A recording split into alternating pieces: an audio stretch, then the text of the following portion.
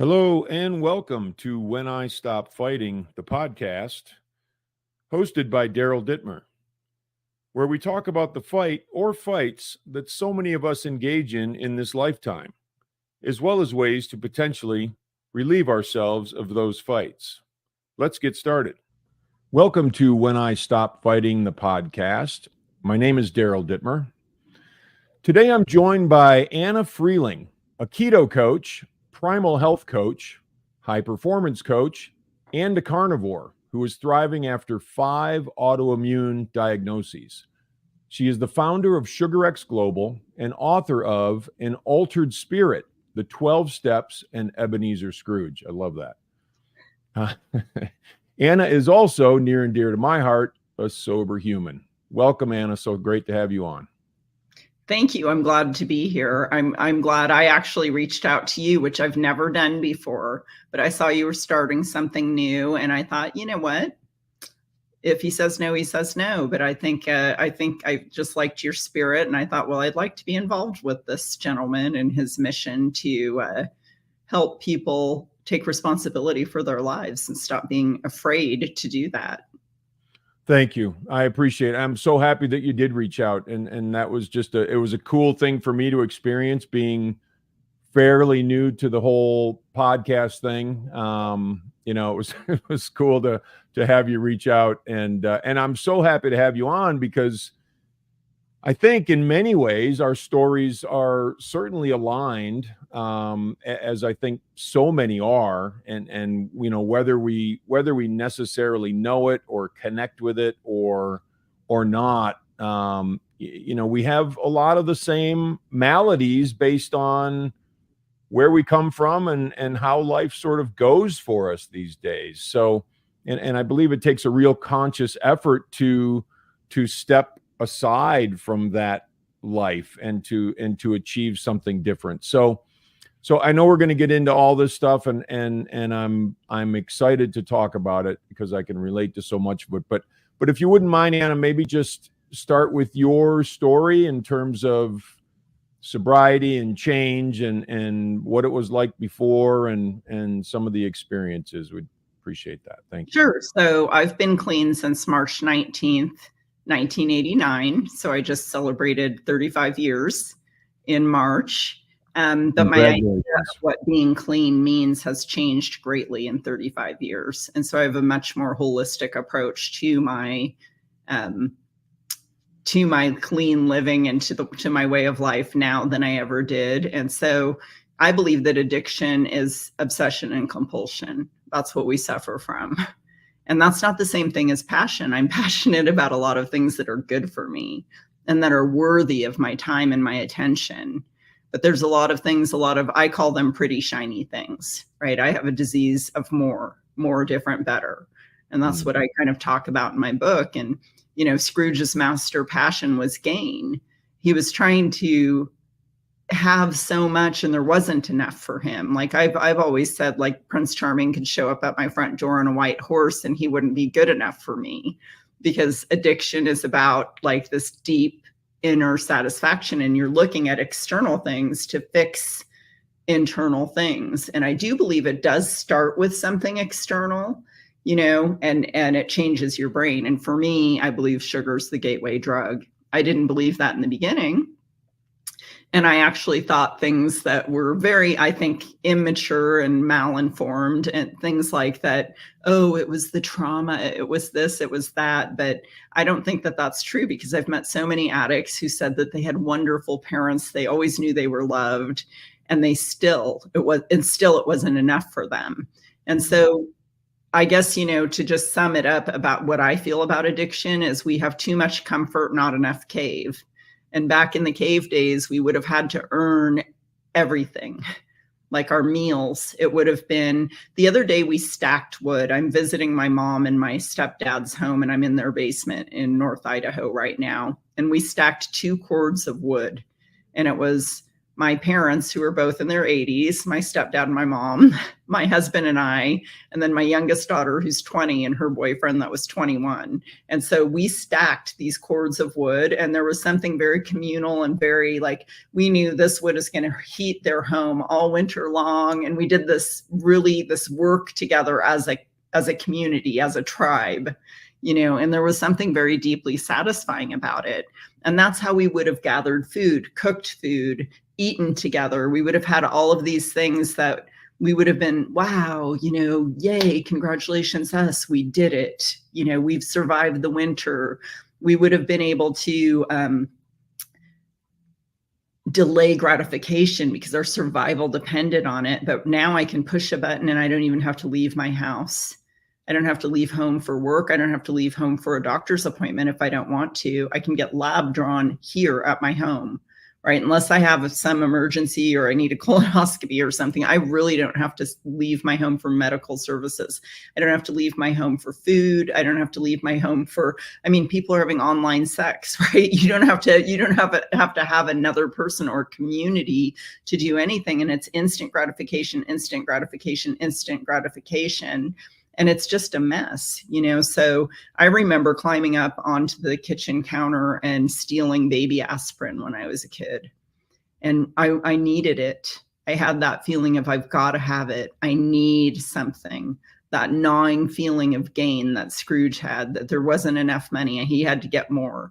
And I remember my mom always told me that they were poison and that you could die if you took too many of them. And I think she kind of knew, like, she better tell me that for some reason. And since then, I've met women who have had their stomachs pumped at 3 years old from eating the whole little bottle of Johnson's baby aspirin. Wow.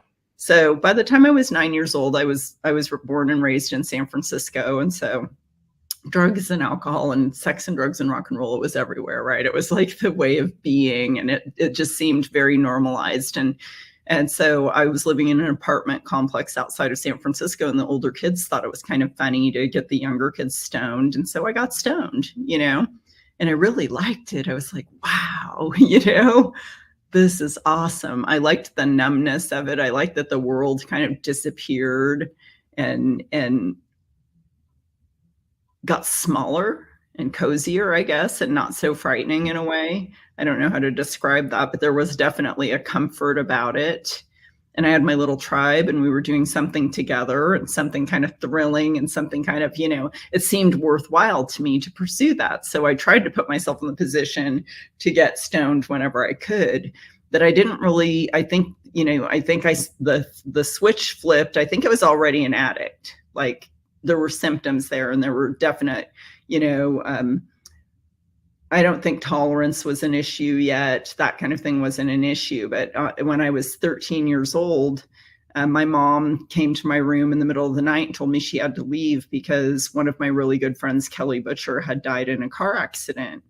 And it was one of my mom's very best friends. It was her daughter. And so the next day I went to school, and my mom wasn't even thinking, like, she didn't tell me that 4 other girls died in that car wreck. And back then they didn't have, this is like 1979 or 1980, no, it's 1979. It was 1979. And that next day, my whole world it felt like, who cares? Who cares about life? You're going to die anyway. I wasn't happy.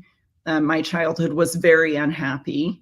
And, I had things like psoriasis of the nails. I was made fun of at school, picked last on the team. I was a big nerd. I could read books before everybody else could read. And I was reading like Gone with the Wind in the 3rd grade, that kind of thing. So I was just, ripe for being singled out and teased. I wore glasses in the 4th grade. For some reason, somebody thought it was a good idea to chop off my waist length curly hair, in the 4th grade. And so now I had short hair and glasses and, and just like all of this stuff. And so, I don't know, I just started using it. And it was like a big F you.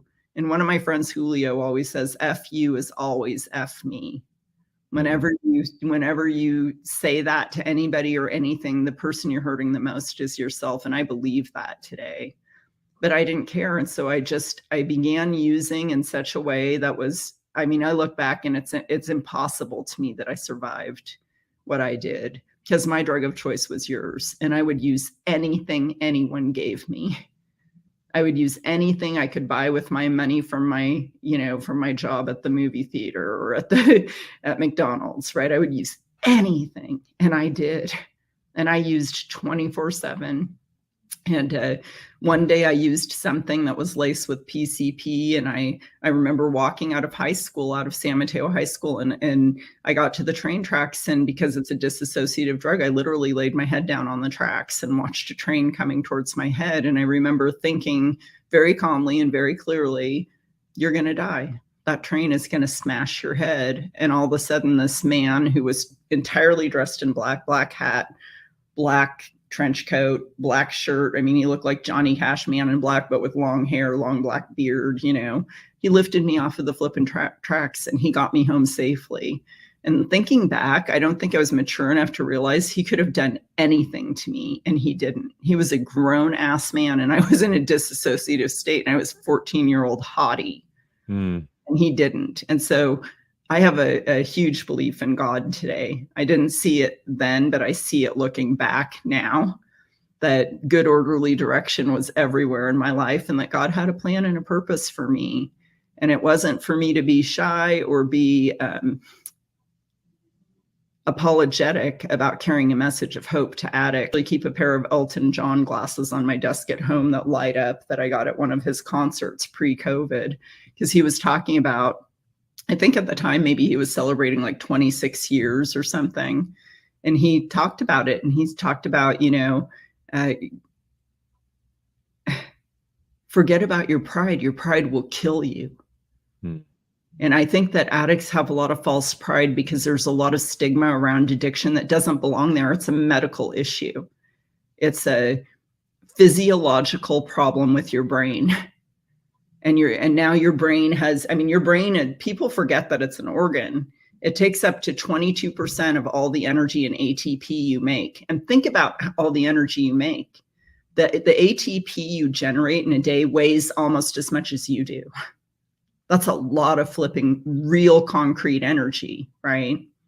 So it's taking up like 20 to 30% of your weight in ATP a day just to function.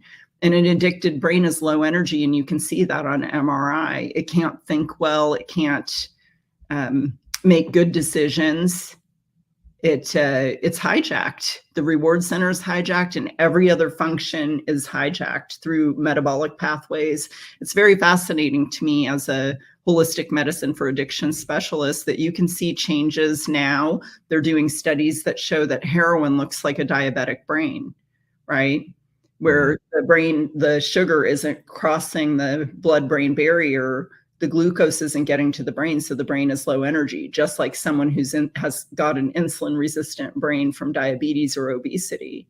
So you can see that sugar and other psychoactive substances act the same way in the brain. And this is why, keto is super effective and super important, because when you switch to becoming a fat burner, ketones actually bathe your brain in ketones, and it increases your, literally your mitochondria doubles in the hippocampus, which is incredible. That means you can make twice the energy from mitochondria, but mitochondria that are making ketones make even more energy. So now you're using ketones as a fuel source, and you have twice the mitochondria. And this is the decision-making center of your brain, right? Your hippocampus. And so all of a sudden you're going to see things differently. Your perspective's going to be different. Your short-term memory is going to be better, making your long-term memory more clear, right? And so you have, like, I know in AA, they talk about the clarity of mind, whatever, I think that we know a lot more now about the physiology of addiction, not just the spiritual malady, right? So I think that that's incredibly important for my personal holistic recovery and the people that I help. Yeah. No, I think it's great. I'm fascinated by it because I've had my own I've been sober for a long time, but I also, part of, or I should say most of what recovery is to me is getting better and moving forward and finding out different ways to, for me, it's very holistic. It's my body, my mind, my heart, and my soul. And these are all things that I have to attend to, to move my life forward and to move myself forward. And the 12 steps was a great sort of starting point for me to be introduced to a different way of living. First of all, just a very different set of instructions for life than what we're accustomed to, or what we're brought up with. At least it certainly was for me. And so that's not a difficult, piece in terms of getting my head around it and over the course of time. And then I had to dive into other things to sort of reshape what I believed about God, higher power, universal intelligence, whatever you want to call it. It doesn't matter. I'm a big believer that the less you define it, the better off we all are, because then I don't have to project it on somebody else. I can have it for me and it's mine, and I don't have to, nobody has to believe the way I believe, which I think is a really cool thing. Nobody can believe the way you believe, even if right. Even if you were going to the same church, synagogue, mosque, whatever, right? Nobody can believe the way you believe, because no two people are alike. There's no way two people don't have the same perception of God, no matter what they profess. Sure. No, understand. Yeah, I understand completely. But there are religions that, I look at religion as an idea of God, not right. It's another person's or group's belief about God. And yeah, however I believe is how I believe. And I keep it very much to myself. And that is, and if somebody wants to know, great. If they want to, pick a little something off that vine, great. And if they want to try to implement something in their life that they think I'm doing, wonderful. And that's why I wrote my book, because I want to help people be different. But getting back to, it takes guts to get sober, and then it takes guts to continue to improve, and then it takes guts to as that razor blade gets narrower, and we get all these messages that are saying, okay, well, and I'm a big fan of resonance. This is what we need to do. And I get the messages constantly. I get the messages, and I, most often I have no choice but to follow the messages, just because I know that's my path. That's where I need to go. And that's been a very cool evolution over time. So kicking that back onto how I treat my body and how I treat what I put in myself. I wouldn't say that I'm keto. I've had an autoimmune diagnosis since 2012, which I have, for almost 12 years now, other than a short term when I went off the rails, call it a relapse, whatever. But other than that, it's been asymptomatic because of what I've done with my diet. And I'd love to hear your thoughts on that sort of stuff, because I think the autoimmune stuff is what we're all faced with. Right. And I think autoimmunity, is, to me, it's almost like addiction. Addiction is one disease with many outlets. And I think a lot of people actually think autoimmunity is the same way. It's one disease with many outlets. So whether your outlet is lupus or, whatever, rheumatoid arthritis or whatever it is, those are just outlets of the same major problem that your body's attacking itself. And it's attacking what it thinks are foreign invaders, but it's part of you. And so, I'm not going to sit here and claim to know what autoimmunity is or how it begins, but there's a lot of links to leaky gut. And we know things like grains chronically cause leaky gut, especially the gluten or zonulin protein. And it causes a leaky gut in everyone, not just some people. But I happen to have celiac, so it's probably worse for me. And that makes it so that you don't absorb nutrition from what you're eating as well. And so, there's this thing where they say that cellular mimicry happens, and then your body sees these mimicking cells, these masquerading as your synovial fluid or whatever, or your myelin sheaths or whatever it is. And that's what it's going to start attacking. And so I think that's interesting. I also think diet isn't a cure-all for everyone. So I have 5 autoimmune diseases, and I was fortunate enough to get off of medications for 3 years, and then I got COVID. And I didn't have a bad case of COVID, but what I got was long COVID after it. And so I don't want to sit here and say diet fixes everything, but this much I know. I'd be in a wheelchair by now if I didn't change my lifestyle completely. And I'm not talking about just food. I'm talking about stress management. I'm talking about a lot of things, because stress is a huge trigger for autoimmune. So all kinds of things I've had to change. But I mean, right now I'm currently on a low dose of prednisone, as well as some heavy duty medications, because of the flare that I went through after being off medications for quite some time. And no matter what I eat right now, that's not going away. And so one thing that I've learned about recovery is I don't have to shit in my own nest just because everything's not going Anna's way. Right? Anna would love to just wave a magic wand and be healthy.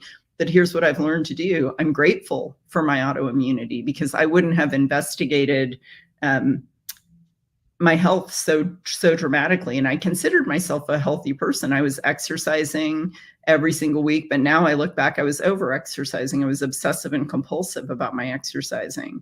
I was obsessive and compulsive about calorie counting until I couldn't take it. And, you can't just eat less and move more. And your body is smart, right? It knew I needed to eat, but instead of eating foods that were healthy for me, or eating more foods that were healthy for me, which I didn't really know what was healthy for me, because the American guidelines tell you to eat 6 to 11 servings of grain. And that was not healthy for this person at all, right? I mean, celiac is like, no, this is not healthy. And I'm trying to follow the guidelines, and I'm trying to follow the rules. And I end up on the couch at night eating Ben and Jerry's and Sour Patch gummies, and I'm talking about the huge bag of them, not a small bag. And I'm not talking about one serving of Ben and Jerry's. I'm talking about the whole little pint of it, which is a lot of sugar, and I'm numbing out the way I numbed out on drugs on the couch, right? My world's getting smaller and cozier, but it's no fun.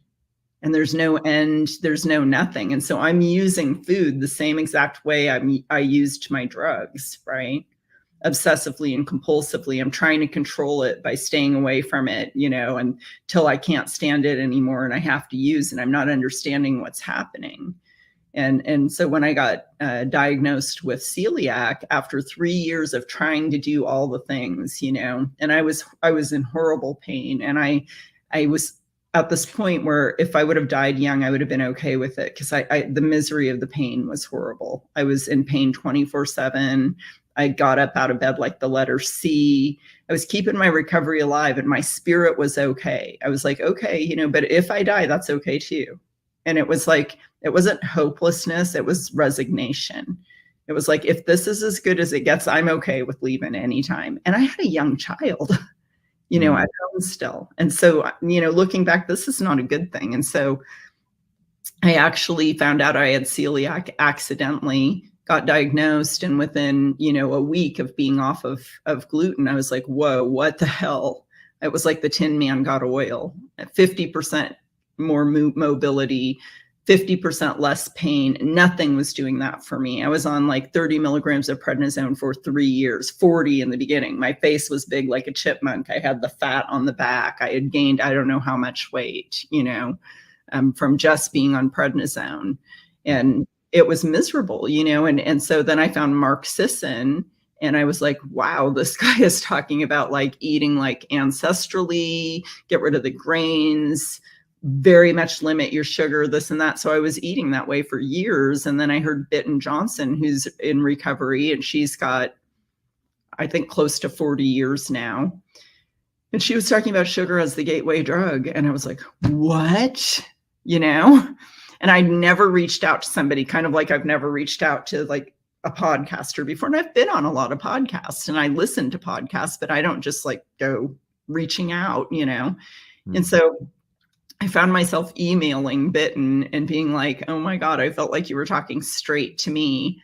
And next thing I know, she emails me back and asks for my phone number and we have a conversation and she puts me through this sugar tool and she diagnoses me with sugar addiction. And my symptoms started at 3 years old when I climbed up on that. That's my earliest memory of having to have something to change the way I felt, you know.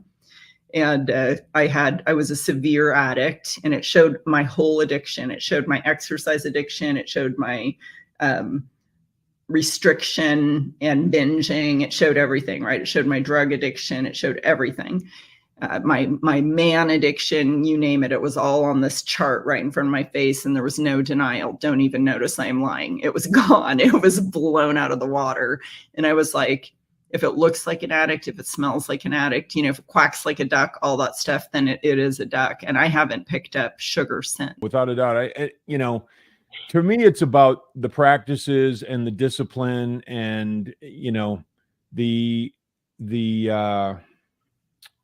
moving myself forward or coming to myself is kind of how I term it. But, you know, for me, it's like you mentioned earlier, it's not just what we put in our bodies. It's, you know, it's a number of different things. And if I start my day, which I do and have for a long time, if I start my day with my breath work and then my meditation and then my gratitude, I can do anything else I want during that day. And I am just cruising along and it's all good. And I don't have to have anybody believe what I believe. I don't have to have anybody think about what I believe. I don't care if anybody comments on, you know what I mean? Like it doesn't matter because I'm here, you know, and if I keep those practices up and keep those disciplines up, which are not easy to do sometimes because, you know, oh, I'm busy or I've got this to do or I've got that to do or, you know, et cetera, et cetera. But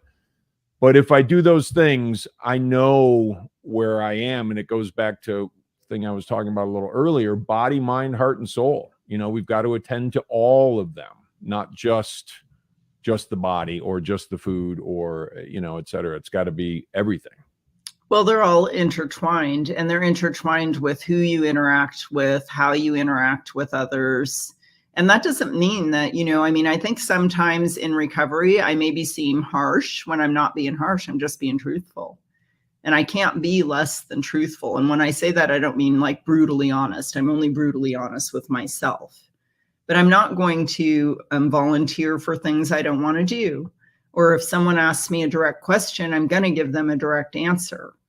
And I understand that feelings can be involved.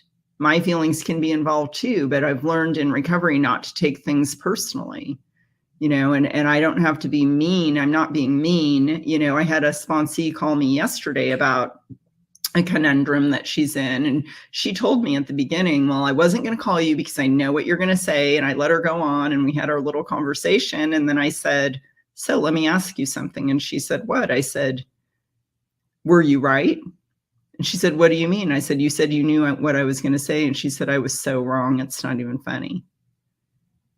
Because we like to tell ourselves things like you said, like I'm too busy or this person's going to say this.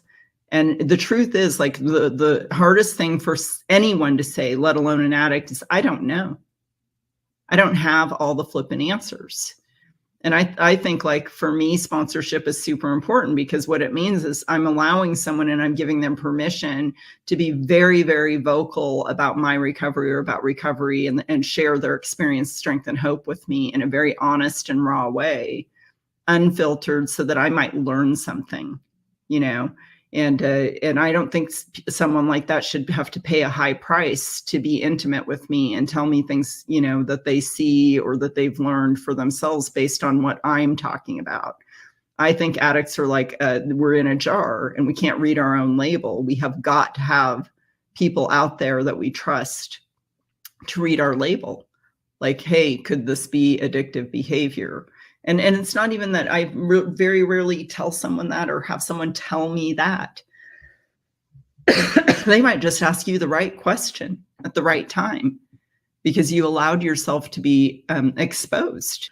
One thing you mentioned about I don't know, to me, that's another one of those things that just opens up this panorama of freedom to be able to say that I don't know, because I don't need to know. And there's a lot of people that and it comes, as we go along, we gain faith and we gain insight and we gain that ability to listen to that still small voice and go where it leads us and all those kinds of things. So why the hell do I need to know? And then you're, because you don't.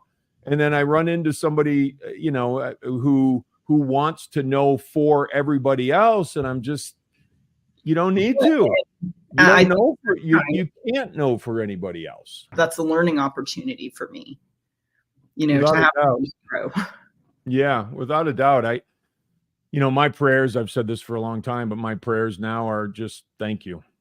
That's it. That's as far as I go. I don't need to go any further than that. We're getting close to, wow, we're already 42 minutes in. So I'm going to, I've enjoyed the conversation immensely, but tell us a little bit about your coaching. Tell us a little bit about where we can find you and your work and the things that you're doing out there to make the world a better place. Well, I have a company with 2 other recovering people, and we're all co-founders of SugarX Global, where we all 3 of us believe that addiction is one disease with many outlets. So we also believe that sugar and processed food addiction, ultra processed food addiction, is the hardest addiction to quit or the hardest outlet to recover from, because it's a socially acceptable drug. And as one of my clients says, it'd be easier to quit heroin. They don't serve that at family reunions. And I have had person after person get on calls with me and tell me that if they didn't live just like I felt, right? If they didn't wake up tomorrow, that would be okay, because they have such hideous guilt and shame over something that was made to be super psychoactive, right? The cigarette companies took over the food companies, and that's when snacking came into being. And so we teach all of that lifestyle stuff within teaching, because we don't believe in throwing spaghetti at the wall. So we have a system we call CARE, and that's connection, and that's connecting with the truth as well about the disease of addiction, connecting with other people, connecting with the idea of a community that's going to support you, because I promise you there's no decent program on recovery that tells you can be an island unto yourself and recover. It's not going to happen. Cooperation is why human beings have survived. We wouldn't even be a species here if we hadn't learned how to cooperate. And so we need to find people we can learn to live in harmony with, and then action steps. We've got to take action steps, but not based on misinformation. That's the throwing spaghetti at the wall and hoping something sticks. Oh, well, I'll just try this diet. And if I could just do this, then I'll be happy. We teach you how to learn how to be happy now, because life is right now. It's not later. You can't kick that can down the road. Something's always going to happen. Stuff happens. People die. People get in accidents. You might get cancer. But you want to have the best life you can have optimally now. You never want to kick that can. And then recovery protection, which we feel is much more effective than relapse prevention. A good general is going to know, hey, this is what I've got out there today over the next 3 months, whatever. I'm going to plan, prepare, and protect. I'm not going to leave my recovery to chance. It's too precious to me, right? And then education. We talk about put on your recovery lenses. Do not listen to any podcast or read any book or anything else without knowing I have a disease of more.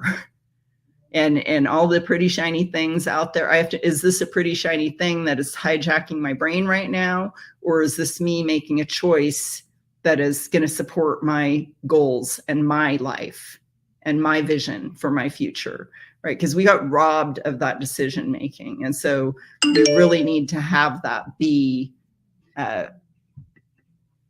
we need that empowerment, right? We need that empowerment to be able to make those decisions for ourselves. And my recovery doesn't have to look like anybody else's recovery. That's something I think that's really important about the way we approach recovery at SugarX Global, is that the journey is so important. And the destination is the destination, but we can point our feet in the direction we want to go. We can do that much.